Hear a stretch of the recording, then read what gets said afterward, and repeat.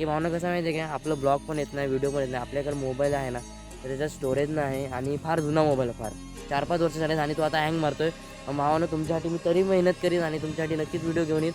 भावांनो फक्त भावाचा एवढा हे आहे की 1K सबस्क्रायबर लवकरच कंप्लीट करा आणि मी जास्तीत जास्त तुम्हाला व्हिडिओ आणायचा प्रयत्न करेन आणि चांगल्या चांगल्या जागेवरती जाऊन व्ह्यू दाखवेन. भावांनो सपोर्ट करा भावाला. बस मला तुम्हाला एवढं सांगत आहे.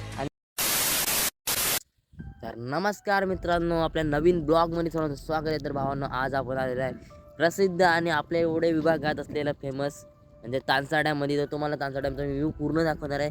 आणि भावांनो, ब्लॉग मी हा खास छोटासा ब्लॉग आहे तुमच्यासाठी केला आहे. भावांनो पूर्ण बघा आणि कमेंटमध्ये सांगायला विसरू नका की कसा व्ह्यू आहे.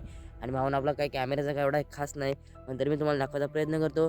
तर भावांनो, बिंदास बघा आणि कसा वाटतो कमेंटमध्ये सांगा. तर भावांनो बघा, इकडे एवढा तानसा डॅमचा संध्याकाळचा व्ह्यू आहे. इकडे कोणच नाही. तर बघू शकता, तुम्हाला व्ह्यू दाखवतो, एकदा तुम्ही व्ह्यू बघा.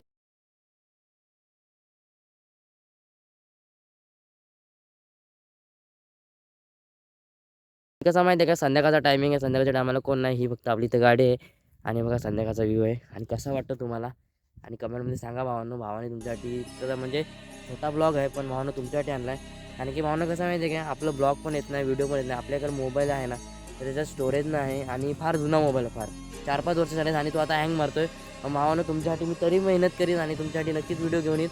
भावांनो फक्त भावाचा एवढा हे आहे की 1K सबस्क्रायबर लवकरच कंप्लीट करा आणि मी जास्तीत जास्त तुम्हाला व्हिडिओ आणायचा प्रयत्न करेन आणि चांगल्या चांगल्या जागेवरती जाऊन व्ह्यू दाखवेन. भावांना सपोर्ट करा भावाला. बस मला तुम्हाला एवढं सांगत आहे. आणि एक तुम्हाला एक गोष्ट सांगते की बिनधास्त मोकळेपणी बोला. तुम्हाला जर प्रॅक्टिस करायची असेल ना, तर असं मोकळेपणी या.